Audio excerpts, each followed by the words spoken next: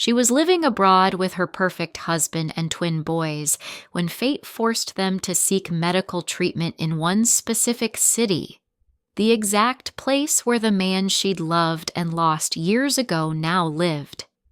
As her husband's cancer treatments began, something unexpected happened.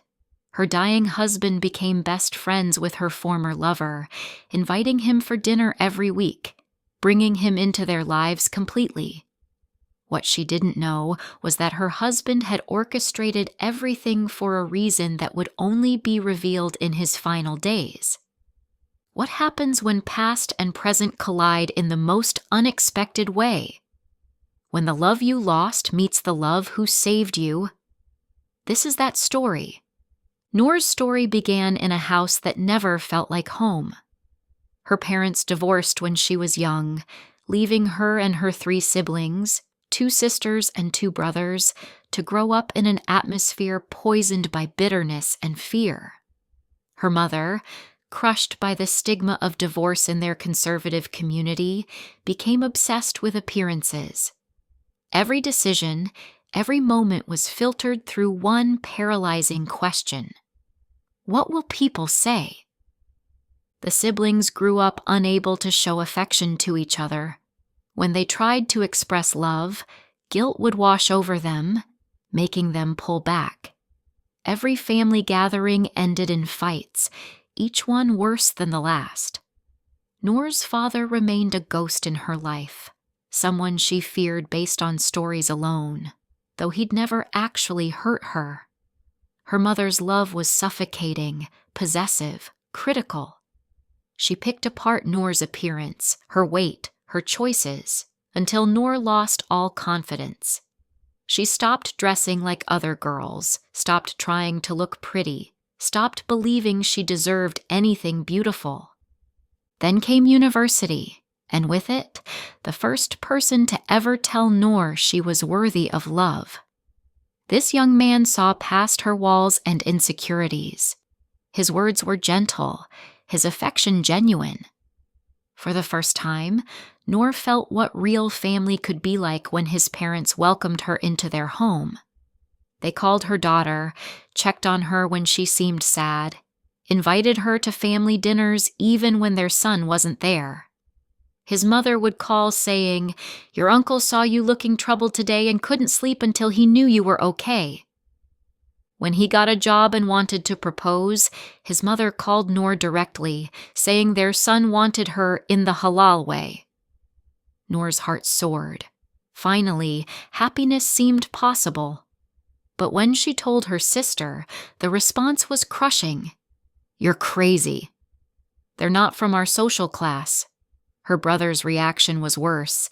He accused her of selfishness, of trying to destroy the family's reputation. Her mother refused to even receive his family in their home, saying, "How can I face people? What will your father say? Society will eat us alive." His family tried again a year later, and again, Noor's mother refused to hear them. After 2 years of waiting, when Noor saw him again, she could see it in his eyes. He was ready to move on. She told him to marry his cousin like his family wanted. That night, he called her one last time, begging her to fight for them. But Noor knew she could never stand against her family's tyranny. He married his cousin, and his father called Noor afterward, saying, "I've never hurt any of my daughters, and you're one of them. I'm sorry we failed you." Years passed. Noor focused on her career, built walls around her heart. Then Muhammad entered her life through an online program. The attraction was immediate and overwhelming. But there was one massive problem. Muhammad was from a different nationality, living abroad. Noor's emotional needs overtook her logic. During a family trip to his country, she managed to see him secretly. Their love deepened. They spent every moment possible talking, sharing, planning a future they both knew was impossible. Muhammad was brave enough to tell his family about her. His mother's response mirrored Noor's family. Different nationality, different background, impossible match. But slowly, Muhammad's mother began exchanging messages with Noor. She introduced her to Muhammad's sisters. Hope flickered again. As time passed and the secret relationship strained under pressure, Muhammad repeatedly begged Noor to tell her family. She kept delaying, insisting he needed a better job first, something to make him acceptable. The pressure mounted. Her health deteriorated. Her family's criticism intensified. Her weight, her choices, everything was wrong. Finally, Noor decided to pursue graduate studies in Muhammad's country. For one magical year, she lived the life she'd dreamed of. Muhammad introduced her to everyone, his family, his friends, their families. She had a support system in a foreign land, but as the year ended, Noor's conscience began awakening. She started reconnecting with her faith, feeling the weight of their relationship outside marriage. Then came the call that shattered everything. Muhammad's voice was different, serious.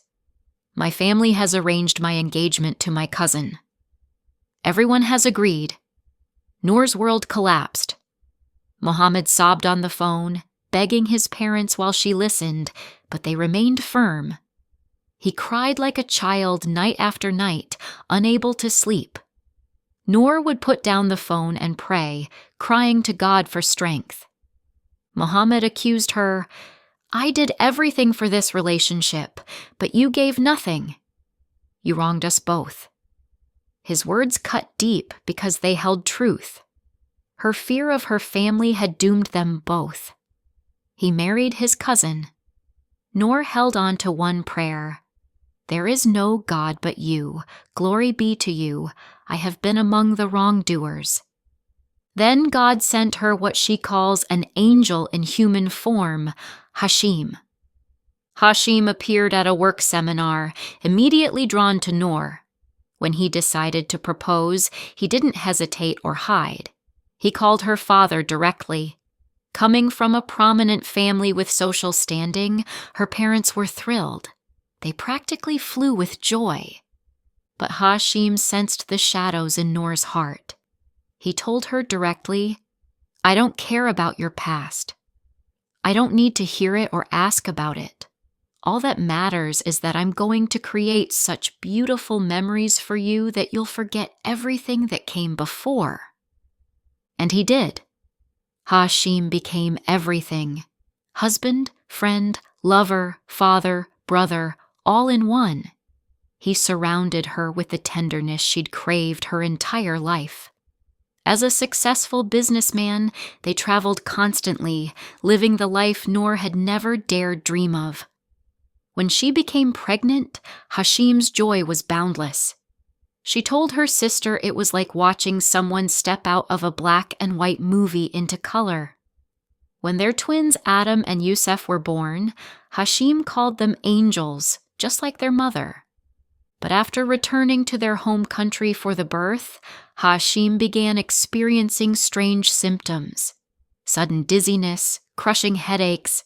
9 months of doctor visits yielded nothing. They finally decided to extend their stay, and through a friend abroad, found a specialist. That specialist was in the exact city where Muhammad lived. When Hashim mentioned the city's name, Noor's heart began racing. She broke down, crying. Of all the places in the world, why there? Hashim held her, not understanding her reaction, but comforting her nonetheless. They traveled with their babies, not yet a year old, to face whatever was coming. The test results were devastating. Brain cancer in an inoperable location. Noor aged years in seconds. But Hashim smiled, held her hand, and called her mother of Adam for the first time, reminding her they needed to be strong for their children. Treatment began, brutal and exhausting. Hashim hired a nanny to help with the twins, knowing Noor couldn't manage everything alone. One day at the market, a woman called out to Noor hesitantly, It was the mother of Muhammad's friend, someone who'd considered Noor like a daughter years ago. She embraced Noor, scolding her lovingly for being in the city without calling. Noor made excuses, but Hashim, desperate for Arab companionship during his illness, immediately invited them to dinner. He was happier than Noor had seen him in months. The dinner went well, with Hashim laughing and talking like his old self, but then came the return invitation. When they walked into that familiar house, Noor's blood froze. There sat Muhammad's parents, his younger sister, and then Muhammad himself. Their eyes met. The world disappeared. Time stopped. She couldn't breathe, couldn't move, until Hashim touched her shoulder asking if she was okay. Throughout dinner, neither Noor nor Muhammad spoke beyond basic responses. Everyone knew why. Everyone except Hashim and Muhammad's wife. When Noor escaped to the bathroom, Muhammad's sister followed, and Noor collapsed in her arms, sobbing. Muhammad's sister revealed that Muhammad was unhappy in his childless marriage. But what happened next stunned Noor. Hashim became best friends with Muhammad. He genuinely liked him, sought his company, brought him into business ventures that transformed Muhammad's financial situation. Every week there were dinners, gatherings, outings. Hashim would light up around Muhammad in a way that made Noor's heart ache with guilt and confusion. During this time, Hashim was secretly transferring all his businesses into Noor's name, ensuring her independence after he was gone. He continued treatments, hiding his worst days from everyone, especially during the brief visits from their families back home. After a year and a half of this routine, treatments, gatherings with Muhammad's family, Hashim's mysterious friendship with Muhammad, Hashim made a decision that would change everything. He called Muhammad to their home. Noor sat beside her husband, gripping his hand, as Hashim spoke words that would haunt her forever. "Muhammad, listen to me. I'm a dying man. Between me and death is only God's mercy. I'm not stupid. From the first day we entered your family's house, I understood everything. My wife, whom I've loved for 4 years, who carried me and cared for me and guarded her heart. That heart never beat for me the way it did when she saw you. That look in her eyes was for you, and she looked away out of respect for me." Noor was shaking, tears streaming down her face, trying to deny it, but Hashim continued. "I investigated afterward. I learned about your past together. I learned why the woman who melted my heart never gave hers to me. It was already occupied by memories of you. I brought you close to test you, to see if you were worthy of the trust I'd need to give you. Muhammad, I'm leaving you my greatest treasures, my wife, my soulmate, and my 2 boys. They're your responsibility until the day of judgment." He revealed he'd transferred all his businesses to Noor's name to ensure her independence, that he'd deliberately moved everything to this country so she could build a life here. He'd opened doors that had been closed to them before. Muhammad left with just 2 words: "Get well." Noor collapsed into Hashim, sobbing that she didn't want Muhammad, only him, that there was nothing between her and Muhammad. Hashim, gentle as always, stroked her back, saying, "I know, light of my eyes. I know, my world." Days later, during a severe episode at home, Hashim collapsed. The nanny called an ambulance. In the chaos, Noor didn't notice she'd run out in her pajamas with uncovered hair. At the hospital, Muhammad's brother-in-law had been meeting Hashim that evening and called Muhammad. When Muhammad arrived and saw Noor's state, he immediately covered her with his jacket without a word before walking away. Hours passed in that hospital corridor. Muhammad's sister sat beside Noor, reading prayers, comforting her. Then the doctor delivered the devastating news. Hashim had passed away. Noor's world ended. She woke up a week later in a hospital bed, her family and Hashim's family around her. But Hashim was gone. She says he died twice. Once when the doctor announced it, and again when she opened her eyes and faced the reality. It's been a year and 7 months since Hashim's passing. Noor remains in the country where he died and was buried, according to his wishes. She runs his businesses, raises their twins who fill her life with meaning. 3 months ago, Muhammad proposed. She rejected him. She cannot hurt his wife, regardless of their unhappiness. Muhammad sent her a message. I lost you once. I won't lose you again.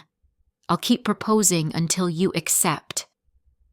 Since Hashim's death, Muhammad visits weekly, taking the twins out, playing with them, being the uncle they need. He's divorced now, but Noor still refuses. She says Hashim gave her something precious, respect and unconditional love.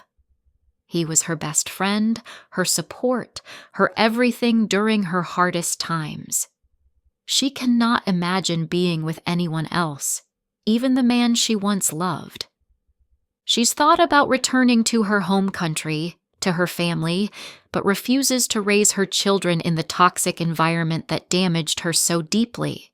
They stay away, with only occasional visits. She remains suspended between her past and future, honoring a love that transcended jealousy, possession, and even death itself. Hashim's love was something beyond ordinary understanding. He loved Noor enough to accept that her heart had room for memories of another and still chose to fill her life with joy. He didn't just prepare for his death. He prepared for her life after him, ensuring she'd never be dependent on anyone, never trapped like she'd been with her family. The tragedy isn't just that 3 people who could have been happy were kept apart by circumstances. It's that it took death to reveal the depth of unconditional love.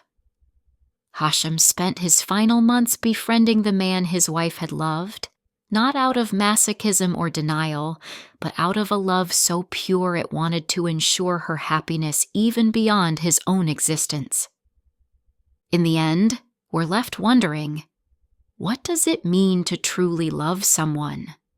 Is Noor honoring Hashim by refusing Muhammad, or is she denying the very gift Hashim tried to give her? And what kind of strength does it take to love someone the way Hashim loved Noor, completely, unconditionally, and without possession? Share your thoughts below. What would you do in Noor's position? And remember to subscribe for more stories that reveal just how complex real life can be.